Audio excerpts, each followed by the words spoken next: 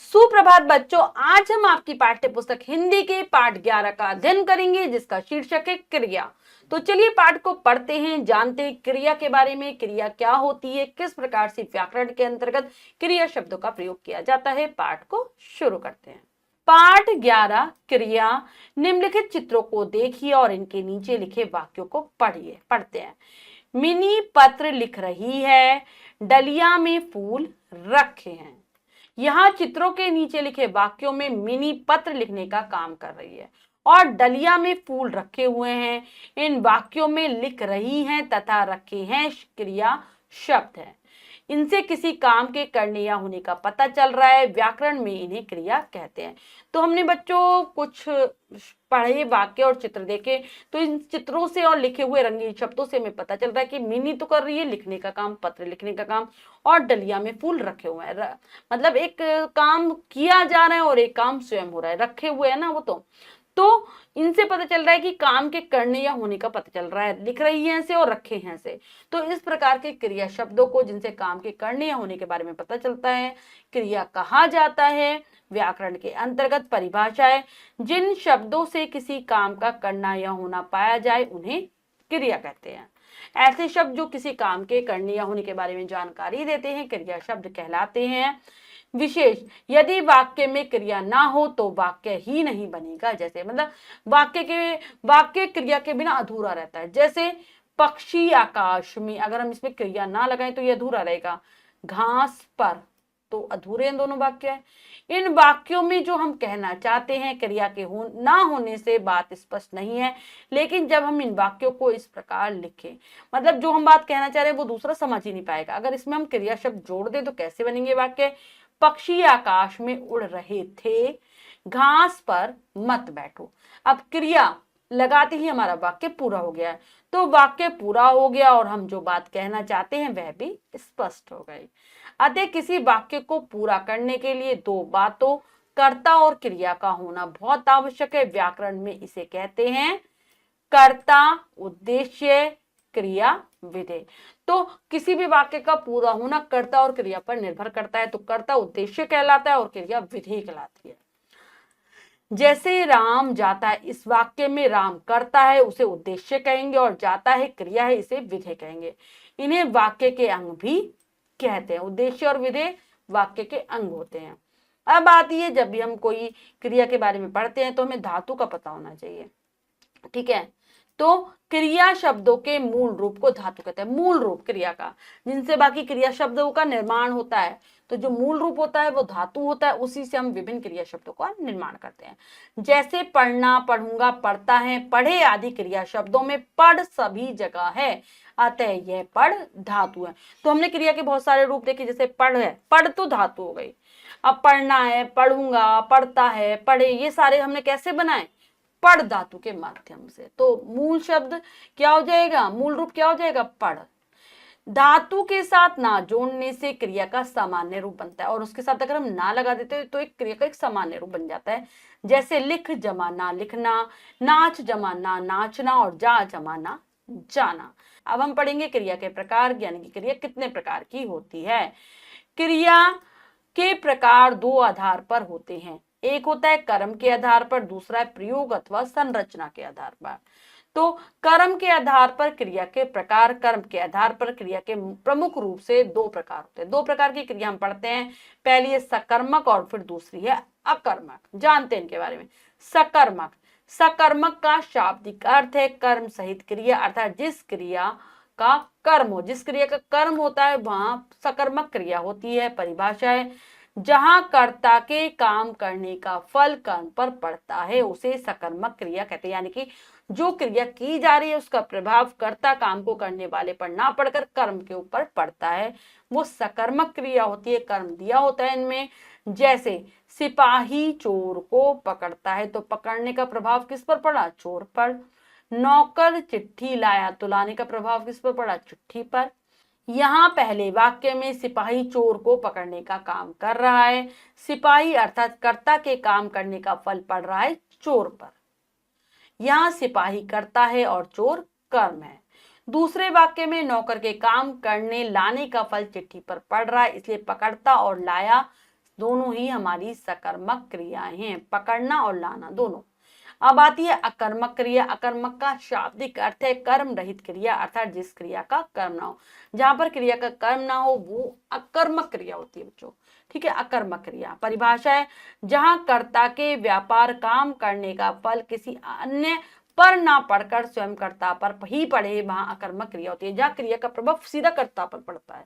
अकर्मक क्रिया होती है कर्म नहीं दिया होता। उदाहरण है जैसे रमन सोता है, उषा हंसती है। पहले वाक्य में सोने का काम कर रहा है रमन, वो करता है और रमन के सोने का प्रभाव रमन पर ही पड़ रहा है। इसी प्रकार दूसरे वाक्य में उषा के हंसने का प्रभाव किसी अन्य पर नहीं स्वयं उषा पर पड़ रहा है, इसलिए हम कहेंगे यहाँ क्रिया अकर्मक है, अर्थात क्रिया का कोई कर्म नहीं है। अब हम कैसे पहचान करेंगे कि क्रिया सकर्मक है या फिर अकर्मक है, तो चलिए पढ़ते हैं। सकर्मक क्रिया की पहचान यह है कि क्रिया के साथ क्या या किसको लगाकर प्रश्न कीजिए, उत्तर मिले तो सकर्मक क्रिया है। जैसे राम पुस्तक पढ़ता है तो प्रश्न कैसे करेंगे, राम क्या पढ़ता है, उत्तर आ जाएगा पुस्तक, तो यहाँ पढ़ना क्रिया सकर्मक हो गई। अरुण वरुण को देखता है, प्रश्न अरुण किसको देखता है, उत्तर आएगा वरुण, यहाँ देखता है सकर्मक क्रिया है। अकर्मक में यह बात नहीं होती। इस अकर्मक क्रिया में किसको क्या प्रश्न ही नहीं उठता, जैसे बच्चा रोता है, विशाल लड़ता है, वीनू भागती है। तो अगर हम क्या किसको लगाएंगे तो हमारा प्रश्न ही नहीं बनेगा। इन सब क्रियाओं के साथ किसको या क्या प्रश्न नहीं बनता, अतः ये अकर्मक क्रिया है। दूसरी पहचान, सकर्मक क्रिया में कर्म होता है और अकर्मक क्रिया में नहीं होता। जैसे उदाहरण है सकर्मक और अकर्मक के। अनिल पत्र लिखता है, नगमा सो रही है। साहिल राहुल को बुलाता है, मयंक बैठा है। आदित्य पुस्तक पढ़ता है, आयुष रोता है। तो यहाँ पर आप देख रहे हैं सकर्मक क्रियाओं में सारे कर्म दिए गए, जैसे पत्र, राहुल और पुस्तक के कर्म है, और जिस अकर्मक में कोई कर्म नहीं है, केवल कर्ता और क्रिया है। अकर्मक क्रिया सकर्मक भी हो सकती है, जबकि अकर्मक क्रिया के कार्य को भाववाचक संज्ञा बनाकर जोड़ा जाता है, तब अकर्मक क्रिया भी सकर्मक बन जाती है। जैसे राम लंबी दौड़ दौड़ता है, कुंभकर्ण लंबी नींद सोता था, निशा मधुर हंसी हंसती है। तो कई बार हम अकर्मक क्रिया को सकर्मक बनाते हैं तो उनमें भाववाचक संज्ञाएं जोड़ी जाती है। जैसे अगर हम कहते हैं राम दौड़ता है तो अकर्मक होती है, अगर हम कहते हैं राम लंबी दौड़ दौड़ता है तो ये हमारी सकर्मक बन जाएगी। कुंभकर्ण सोता है तो अकर्मक है, अगर हम लंबी नींद सोता है तो ये हमारी सकर्मक बन जाएगी। सकर्मक क्रिया दो प्रकार की होती है। अब सकर्मक भी दो प्रकार की होती है। पहली होती है एक कर्म वाली क्रिया, एक कर्मक होती है, जैसे राम पुस्तक पढ़ता है, जहां एक कर्म हो, यहाँ पर पुस्तक कर्म है। अब द्विकर्मक में दो कर्मों वाली क्रिया द्विकर्मक कहलाती है, जैसे माता मनु को दूध पिलाती है। द्विकर्मक क्रिया में दो कर्म दिए होते हैं, ठीक है, दो कर्म होते हैं, उनमें एक मुख्य कर्म होता है और एक गौण कर्म। जैसे यहाँ पर मनु और दूध दो कर्म दिए गए हैं। तो मुख्य कर्म क्रिया के समीप होता है, इसके साथ विभक्ति नहीं लगती और यह प्राय प्राणीवाचक होता है। जैसे माता मनु को दूध पिलाती है, वाक्य में दूध मुख्य कर्म है तो ये हमेशा क्रिया के पास होगा, वो मुख्य कर्म होगा, ये ध्यान रखेंगे आप। और गौण कर्म क्रिया से दूर होता है, इसमें विभक्ति चिन्ह होता है, अतः ये प्राणीवाचक होता है। जैसे उपयुक्त वाक्य में मनु को गौण कर्म है, तो मनु जो कि क्रिया से दूर है, दूसरा कर्म है, तो ये गौण कर्म कहा जाएगा, यह प्राणीवाचक होता है। और ऊपर वाले में बच्चों प्राणीवाचक लिखा है, उसको हम सही कर लेंगे, उसमें आ जाएगा अप्राणीवाचक होता है। अप्राणीवाचक मतलब जिसमें जान नहीं होती, तो दूध में तो जान नहीं है ना, और प्राणीवाचक जिसमें जान होती, तो मनु बच्चा है तो उसमें जान है, तो ये प्राणीवाचक होगा, ये ध्यान रखेंगे। अगला है प्रयोग अथवा संरचना की दृष्टि से क्रिया के भेद। तो हम पढ़ते हैं इनको। संरचना की दृष्टि से क्रिया के अन्य भेद इस प्रकार किए जा सकते हैं। पहला है संयुक्त क्रिया, फिर नाम धातु क्रिया, प्रेरणार्थक क्रिया और पूर्वकालिक क्रिया। इनके बारे में पढ़ते हैं। संयुक्त क्रिया, दो या दो से अधिक जुड़ी क्रियाएं संयुक्त क्रिया कहलाती हैं। जब अंत में दो या दो से ज्यादा क्रियाएं जुड़ी रहती है तो वो संयुक्त है। जैसे मीनू स्कूल जा रही है, तो यहाँ पर जा रही है, ये इस प्रकार से क्रिया शब्द जुड़े हैं तो ये संयुक्त है। प्रभा परीक्षा दे चुकी है, तो दे चुकी है, तो ये हमारी संयुक्त क्रिया का उदाहरण है। ऊपर वाक्यों में तीन तीन क्रियाएं जुड़ी हैं, अतः ये संयुक्त क्रियाएं। तो जा रही है, दे चुकी है, तीन तीन क्रियाएं जुड़ी हैं, तो इन्हें हम संयुक्त क्रियाएं कहते हैं, यानी कि जो जोड़कर बनाई जाती है क्रियाएं। संयुक्त क्रिया में पहली क्रिया मूल क्रिया होती है और उसके बाद प्रयोग की जाने वाली क्रिया रंजक क्रिया होती है। तो मूल जा और दे ये मूल हो गई, और रही है, चुकी है, ये हमारी रंजक क्रिया हो गई। जैसे मीना स्कूल जा रही है, इन वाक्यों में जा मुख्य क्रिया है और रही है रंजक क्रिया हो गई, ये ध्यान रखेंगे। अब आती है नाम धातु क्रिया। नाम धातु क्रिया क्या होती है? जो क्रिया संज्ञा सर्वनाम या विशेषण से बनती है वे नाम धातु क्रिया कहलाती है। तो संज्ञा, विशेषण और सर्वनाम से बनती है ये क्रिया, ध्यान रखेंगे। जैसे संज्ञा से नाम धातु क्रिया कैसे बनेगी? बात से बतियाना, झूठ से झुटलाना, लाज से लजाना, हाथ से हथियाना, दुख से दुखाना और शर्म से शर्माना। फिर बनती है सर्वनाम से धातु क्रिया बनाना, अपना से बनी अपनाना, विशेषण से नाम धातु क्रिया बनाना, गर्म से गरमाना, साठ से सठियाना और दोहरा से दोहराना। अब यहाँ पर वाक्य भी दिए गए उदाहरण वाले, इनको पढ़ लेते हैं। मोहन और सोहन बहुत देर से बतिया रहे हैं। आप तो मुझे व्यर्थ ही झुटला रहे हैं, लगता है आप सठिया गए हैं। तो यहाँ पर बतिया, झुटला और सठिया क्या है? हमारी नाम धातु क्रिया के उदाहरण है। फिर आती है प्रेरणार्थक क्रिया। जब कोई स्वयं क्रिया ना करके किसी से करवाता है तो उसे प्रेरणार्थक क्रिया कहते हैं, यानी कि जो करता है काम को करने वाला स्वयं नहीं करेगा, काम किसी और से करवाएगा, तो वो है प्रेरणार्थक। जैसे माता आया से बच्चे को दूध पिलवाती है, तो माँ आया से पिलवा रही है। अध्यापिका नमिता से पत्र लिखवाती है, अनुज सबको हंसाता है, माता नौकर से बच्चे को सुलवाती है। तो यहाँ पर पिलवाती है, लिखवाती है, हंसाता है और सुलवाती है हमारी प्रेरणार्थक क्रियाएं। करता स्वयं न करके दूसरों से काम करवा रहा है। उपयुक्त उदाहरणों में रंगीन शब्दों में दी गई सभी क्रियाएं प्रेरणार्थक है। फिर आती है पूर्वकालिक क्रिया। जब कर्ता एक क्रिया को समाप्त करके दूसरी क्रिया को करने लगे तो पहली क्रिया पूर्वकालिक क्रिया कहलाती है, यानी कि एक क्रिया समाप्त करके दूसरी क्रिया करने लगता है, तो पूर्वकालिक। जैसे रम्य पाठ पढ़कर भोजन करता है, आकाश भोजन करके स्कूल गया। यहाँ पढ़कर तथा करके पूर्वकालिक क्रियाएं हैं। पूर्वकालिक क्रिया कर अथवा करके लगाने से बनती है। इसकी पहचान है कर लगा होता है या फिर करके लगा होता है। अब हमने जो भी पढ़ा है क्रिया के बारे में उसको एक बार दोहरा लेते हैं। आओ दोहराए में से किसी काम के करने या होने की सूचना देने वाले शब्द क्रिया कहलाते हैं। क्रिया के दो रंग हैं, उद्देश्य और विधेय। तो यहाँ पर रंग नहीं अंग, और ये वाक्य के होते, क्रिया के नहीं होते। वाक्य के दो अंग होते हैं, उद्देश्य और विधेय। क्रिया के भेद दो आधार पर किए गए हैं, कर्म के आधार पर और प्रयोग के आधार पर। कर्म के आधार पर क्रिया दो प्रकार की होती है, अकर्मक और सकर्मक। करेंगे अभ्यास कार्य, पाठ को अच्छे से समझकर पढ़ चुके हैं। सही विकल्प पर सही का निशान लगाइए। चलिए कर लगाते हैं। इनमें से कौन सा शब्द क्रिया नहीं है? जाना सुंदर, हंसना रोना तो सुंदर। इनमें से कौन सा शब्द पूर्वकालिक क्रिया नहीं है? जाएगा, खाकर पीकर सोकर तो जाएगा। पिताजी बाजार से फल, यहाँ सही क्रिया होगी। लाई लाया, लाए लाता है तो लाए। द्विकर्मक क्रिया में दो रिक्त स्थान होते हैं, यहाँ सही शब्द क्या आएगा? क्रिया कर्म कर्ता संबंध, तो दो कर्म होते हैं द्विकर्मक क्रिया में। मालिक ने नौकर से पौधों में पानी, यहाँ सही क्रिया क्या होगी? दिया, देता है, देगा, दिलवाया, तो यहाँ पर आएगी दिलवाया। वाक्यों में क्रिया शब्द को रेखांकित कीजिए तथा बताइए यह अकर्मक है या सकर्मक। तो चलिए बताते हैं, पहले कर लेते हैं रेखांकित। नाची, रिंकी कपड़े धोती है। श्वेता बहुत सुंदर नाची तो नाची। रिंकी कपड़े धोती है, धोती है। बच्चा शरबत पीता है, पीता है। बादल गरज रहे हैं तो गरज रहे हैं।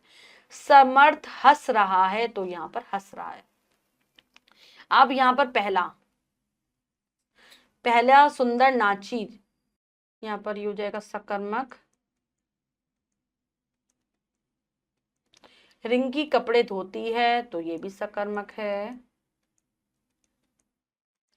बच्चा शरबत पीता है, सकर्मक। बादल गरज रहे हैं, अकर्मक। समर्थ हंस रहा है, ये अकर्मक। प्रेरणार्थक क्रिया का प्रयोग कर वाक्य बनाइए, तो चलिए करते हैं ये। पिलवाया, मां ने बच्चे को दूध पिलवाया।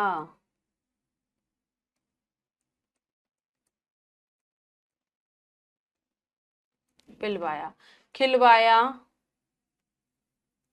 राम ने नौकर से भिखारी को खाना खिलवाया।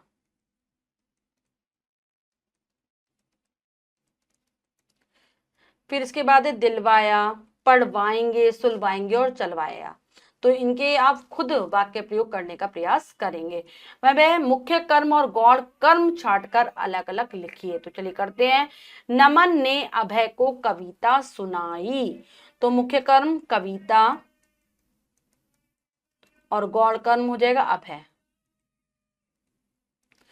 दादी जी ने हमें हलवा खिलाया, तो हलवा मुख्य कर्म